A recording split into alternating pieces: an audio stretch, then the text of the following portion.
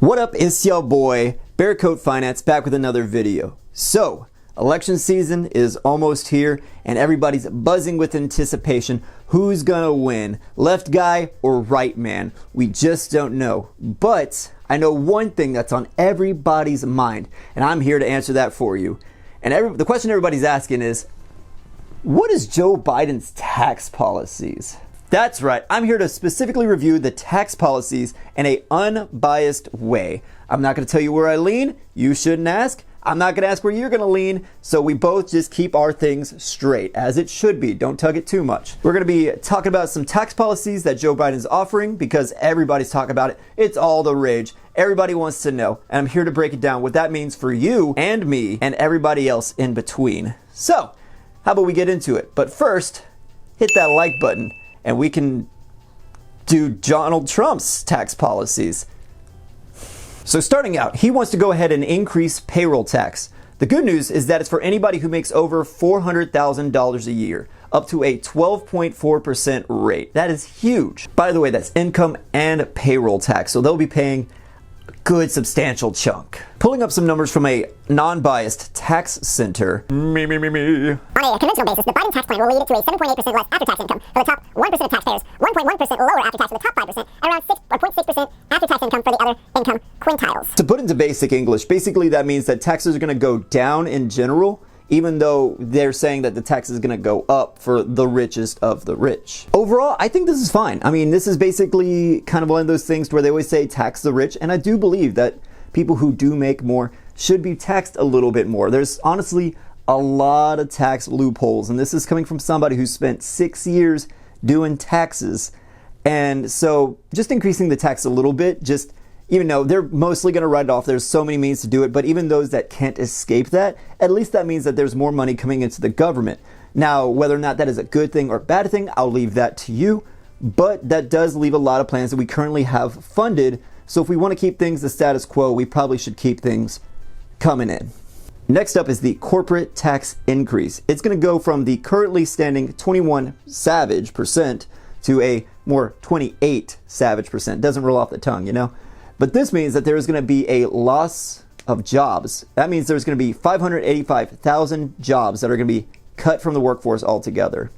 Now, on the ground level, the loss of jobs, huge. 500,000 jobs, huge. But honestly, that's to be expected. We're going to be losing a lot of jobs soon to automation. My typical day-to-day stuff, if I was to do bookkeeping, it's going to be gone in the next 10, 20 years. It's going to go the way of the gas pump attendant, or more recently, the cashier clerk at any grocery store or any, general goods store like a Walmart. The corporate tax increase was actually a huge drop. I believe a few years ago, it was about 35%, which was huge, one of the biggest in the world.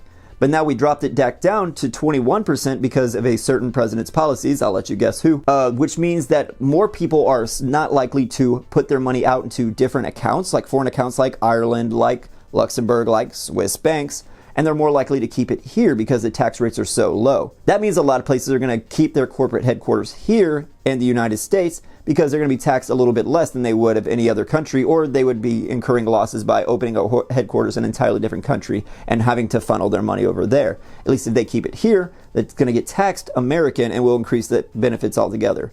But if you increase the tax policy, that has been proven time and time again that will cause companies to leave the United States and establish those shell companies offshore. Opinion zone, I'm of the mindset that we should keep corporate tax low. It sounds anti-humanitarian. It sounds, like one of those things where it's like, or corporations are people, they can have babies, and maybe the reason why I haven't a girlfriend is because I'm looking for love in all the wrong places. Maybe I should go after a nice hot Exxon, if you know what I mean. Heard she's got a nice Alaskan pipeline. Ooh.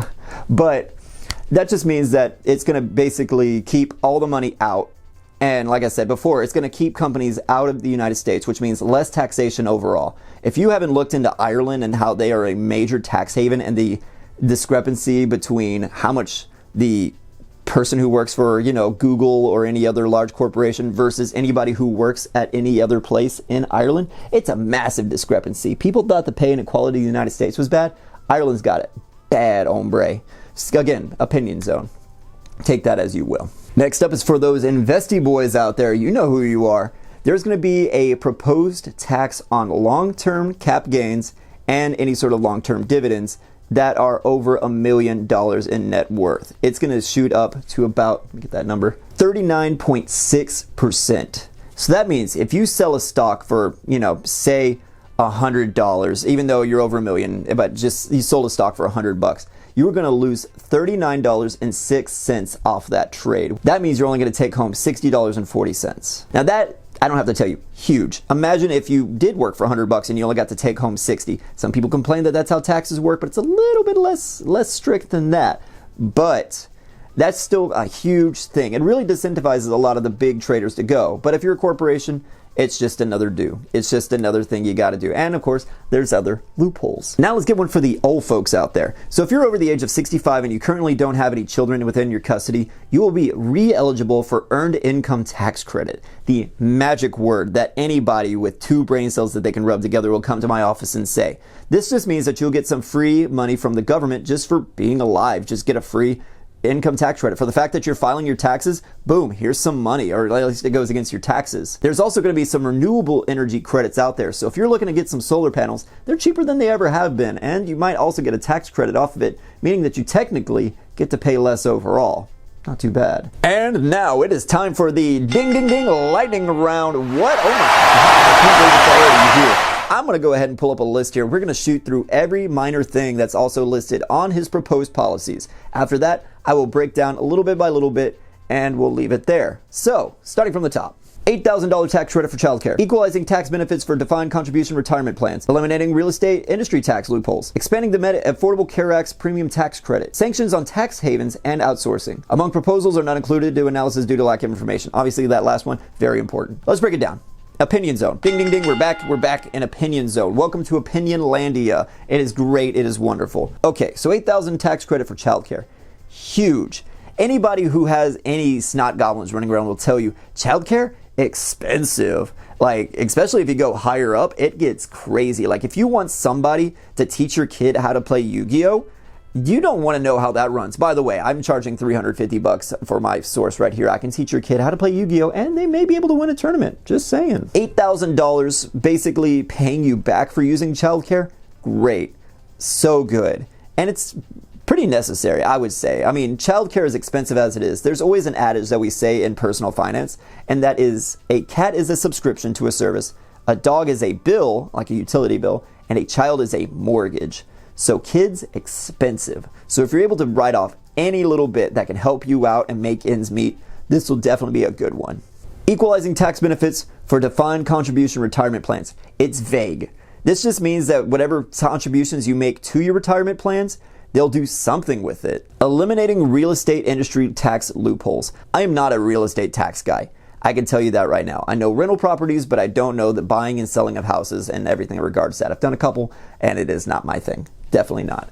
So just the vague elimination of loopholes, it sounds nice. It sounds pretty good. You know, there's enough tax loopholes as it is, and companies need to pay their dues, you know, and just so we can keep these programs going, so we can keep our streets paved, keep our kids in school.